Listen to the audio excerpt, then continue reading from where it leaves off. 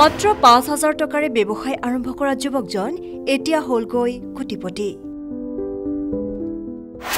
এতিয়া কেইবাজনো কৰ্মচাৰীক সংস্থাপন দিব পাৰিছে যুৱকজনে। কাকজানৰ এজন উদ্যমী যুৱকৰ সফলতাই মন চুই যাব সকলোৰে।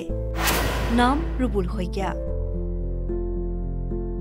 আজি কম হাতত মাত্ৰ ৫,০০০ টকালৈ ব্যৱসায় আৰম্ভ কৰা এজন যুৱকৰ সফলতাৰ কাহিনী। যোৰহাট জিলাৰ কাকজাত সোণাৰী গাঁও অঞ্চলৰ এজন উদ্যমী যুৱক। নাম ৰুবুল শইকীয়া। পেছাত এজন জুৱেলাৰী। এই ৰুবুল শইকীয়াই কৃষক পৰিয়ালত জন্মগ্ৰহণ কৰি আজি ৮গৰাকীকৈ যুৱকক সংস্থাপন দি সকলোৰে বাবে হৈ পৰিছে আদৰ্শ। হাতত মাত্ৰ ৫,০০০ টকালৈ আৰম্ভ কৰা বিপণীৰে আজি ৰুবুল শইকীয়া থমকি ৰ'ব লগা নহ'ল, বৰঞ্চ আগুৱাই গৈছে জীৱন পথত। ৰুবুলে ২০০৬ চনতে নিজৰ ককায়েকৰ সহযোগত আৰম্ভ কৰিছিল কাকজানত জুৱেলাৰীৰ ব্যৱসায়। কামক আদৰ্শ হিচাপে লৈ আজি দুখনকৈ বিপণী খুলি ৮গৰাকীকৈ যুৱকক সংস্থাপন দি হৈছে সক্ষম। কামৰ সমান্তৰালভাৱে কৃষি কৰ্মতো মনোনিৱেশ কৰি নিজৰ একাগ্ৰতাৰ প্ৰচেষ্টাত ৰুবুলৰ এই কৰ্মমুখী যাত্ৰা সকলোৰে বাবে হৈ পৰিছে আদৰ্শ। আনহাতে ৰুবুলে জানিবলৈ দিয়া মতে সোণ, ৰূপ, কেঁচা সোণ, তামৰ সকলো ধৰণৰ সামগ্ৰী তেওঁৰ বিপণীত এতিয়া উপলব্ধ কৰিছে। যি সময়ত এটা চৰকাৰী চাকৰিৰ বাবে হীনমান্যতাত ভোগা পৰিলক্ষিত হয় যুৱক যুৱতীসকল, তেনে সময়তে ৰুবুল শইকীয়াৰ এনে কৰ্মমুখী যাত্ৰা এতিয়া হৈ পৰিছে সকলোৰে আদৰ্শ। ৰুবুলৰ আদৰ্শ সকলোৰে বাবে জিলিকি উঠক। মই কম ৰেটত ধৰোঁ আৰু মই অল ইণ্ডিয়াত যিটো ৰেট চলি থাকে সেই ৰেটত মই অৰ্ডাৰ লওঁ। তাত কোনো ভুল নাথাকে আৰু মই মেকিং চাৰ্জটো বহুত কম, আনতকৈ বহুত কমাই লওঁ। কিন্তু আগতে কাকজানত বহুত ব্যৱসায়ীয়ে বহুত বেয়া কৰি থৈ গৈছিলে, সেইকাৰণে আহিবলৈ অলপ টান পায়। বহুতে গম পায় আৰু বহুতে গম নাপায়। ধৰক মই কাষ্টমাৰক এনেকুৱা ধৰণে কওঁ, মই ৪ মাহ টাইম দিওঁ। ৪ মাহৰ ভিতৰত তেওঁলোকে মোৰ পৰা মাল সংগ্ৰহ কৰিব লাগিব। নতুন ৪ মাহ যদি পাৰ হৈ যায়, নতুন আকৌ যিটো ৰেট চলে, কমিলে কমি যাব, বাঢ়িলে বাঢ়ি যাব। মোৰ সেইটোৰ এটা ৰিচিপ্টত লেখা আছে। ৪ মাহৰ ভিতৰত তেওঁলোকে সংগ্ৰহ কৰিব লাগিব। যদি নকৰে তেতিয়া নতুন ৰিচিপ্ট আকৌ কাটিব লাগিব।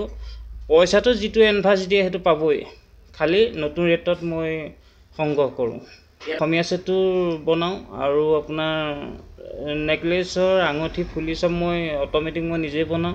মোৰ কোনো ধৰক আনে কৰিব বুলি মই আশাত নাথাকোঁ, মই নিজেই কাম কৰোঁ আৰু নিজেই কৰি আজি ইমানখিনি স্বাৱলম্বিত হ'ব পাৰিছোঁ।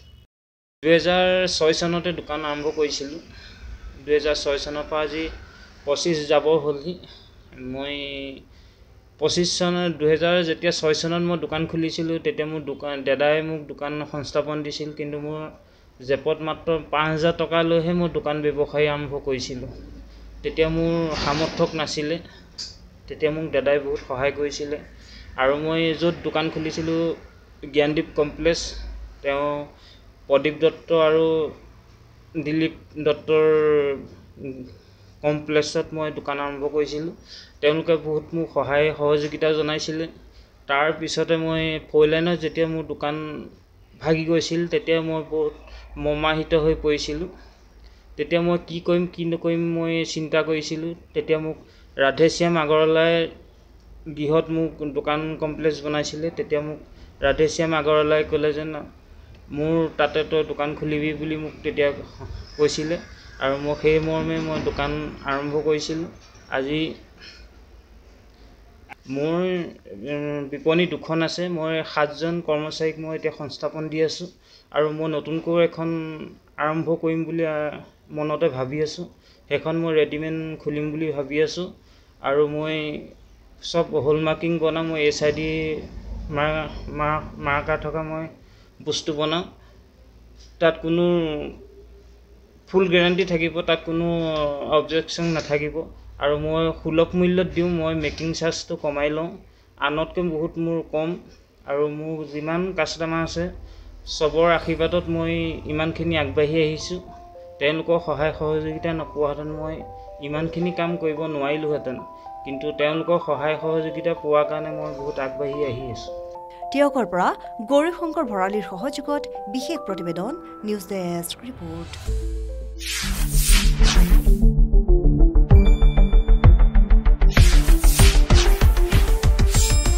শুদ্ধ আৰু বিস্তৃত বাতৰিৰ বাবে চাই থাকক নিউজ ডেস্ক ৰিপৰ্ট।